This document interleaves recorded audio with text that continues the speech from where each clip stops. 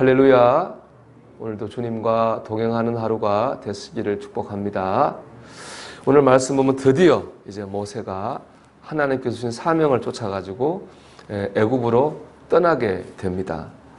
그런데 오늘 본문 18절을 보면은 모세가 장인 이드로의 집에서 이렇게 떠나는 장면을 기록하고 있어요.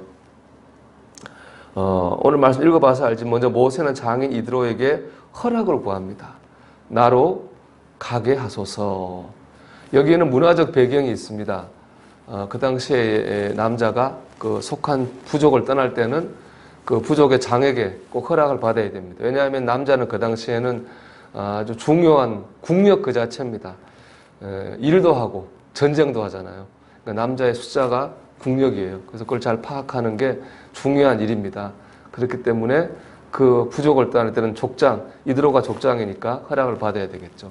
또 이드로는 모세의 장인이기도 하고 또 40년 동안 모세가 의탁했던 은인이기도 하니까 여러모로 인간적으로 보면 허락을 받는 게 당연한데요. 그럼에도 불구하고 모세 참 겸손합니다. 왜냐하면 모세는 하나님을 직접 만났잖아요. 하나님의 음성도 들었잖아요. 하나님께 능력도 받았잖아요. 우리가 이른바 말하는 직통으로 계시를 받았잖아요. 그러니까 나는 하나님 위에 떠나야 되겠다. 이렇게 일방적으로 허락받지 않아도 돼요. 나는 하나님이 가라고 하시니까 가야 되겠다. 이렇게 일방적으로 선포할 수도 있잖아요. 세상에 하나님보다 높은 분이 어디 있어요? 하나님이 하라고 하시는데 뭐 다른 사람 허락 안 받으면 어때요? 그렇게 생각할 수 있다고요. 하지만 모세는 그렇게 하지 않습니다. 겸손한 말과 마음으로 이드로의 허락을 구했습니다. 그리고 떠났습니다. 여러분, 하나님께서 우리에게 주신 사명이 귀하죠. 이처럼 사명이 귀하기 때문에 사명을 이루는 과정도 은혜스러워야 됩니다. 사명이라 가지고 막 하면 안 되는 거예요. 먼저 일방 통보가 아니라 상의를 해야 됩니다. 우리가 하나님 일을 합니다. 교회 안에서 성가대도 할 수 있고 뭐 교사도 할 수 있고 이런저런 봉사를 할 수 있어요. 하기 전에 먼저 가족이나 주변 사람과 상의를 해야 돼요. 왜냐하면은 내가 교회를 하다 보면 좀 가족에 소홀할 수도 있지 않습니까? 그래서 상의를 해야 됩니다. 물론 들은 사람이 믿음이 부족해가지고 반대할 수도 있죠. 하지 말라고 할 수도 있습니다. 그럼에도 불구하고 말해야 됩니다. 왜냐, 이미 이제 반대를 할지라도 미리 들은 말이 있기 때문에 마음의 준비를 그 사람도 한다고요. 또 내가 왜 해야 되는지를 얘기했기 때문에 이해할 여지도 있습니다. 하지만 아무 상의 없이 일방적으로 내 마음대로 이렇게 하잖아요. 그러면 반감을 사게 됩니다. 하나님의 일을 하면서도 가정에서는 오히려 하나님의 영광을 가릴 수도 있는 겁니다. 우리는 사명을 향해 나아가기 전에 꼭 가족이나 주변 사람들과 상의를 해야 돼요. 그것이 사명으로 나아가는 은혜로운 길입니다. 두 번째, 지도자와 상의해야 됩니다. 교회 안에서 성령을 받았다.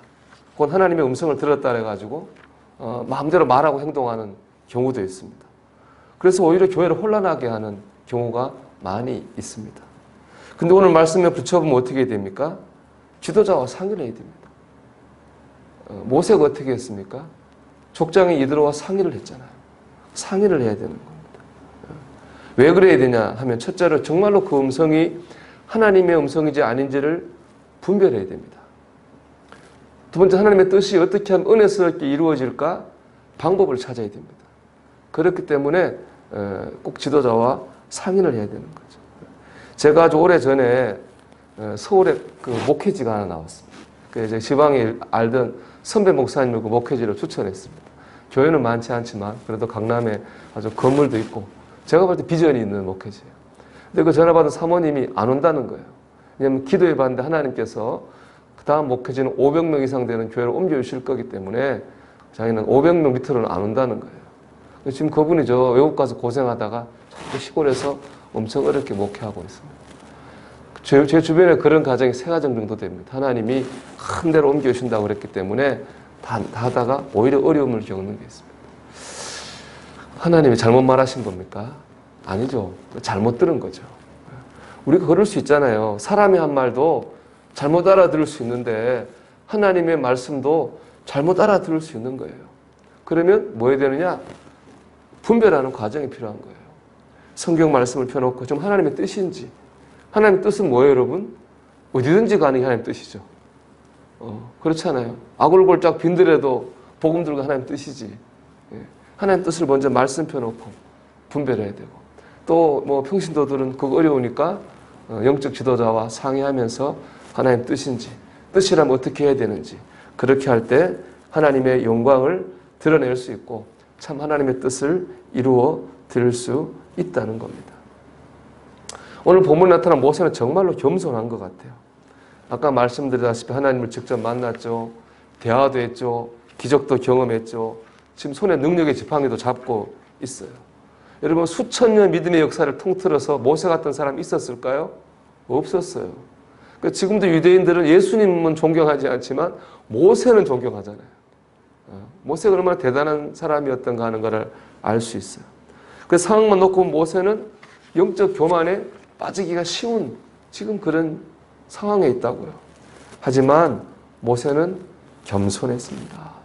상의하고 허락받고 신중했어요.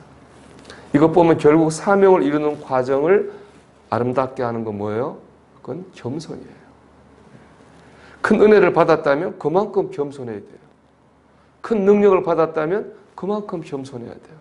큰 사명을 받았다면 그만큼 겸손해야 됩니다. 그럴 때 하나님의 뜻을, 우리에게 주신 그 뜻을 아름답게 이뤄낼 수 있는 것이죠.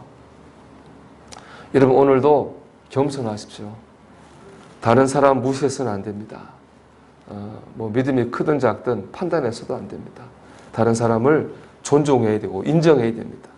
그 사람의 입장을 배려해야 됩니다. 오늘도 우리의 겸손을 통해서 하나님은 하나님의 뜻을 이루어 가실 줄 믿습니다. 오늘 겸손해서 하나님의 뜻을 이루는 도구가 되는 저와 여러분이 되시기를 주님의 이름으로 축원합니다. 기도하겠습니다. 주님, 오늘 겸손하게 하셔서 나를 통해 주님의 뜻이 은혜롭게 이루어지게 하옵소서. 우리 같이 기도드리겠습니다.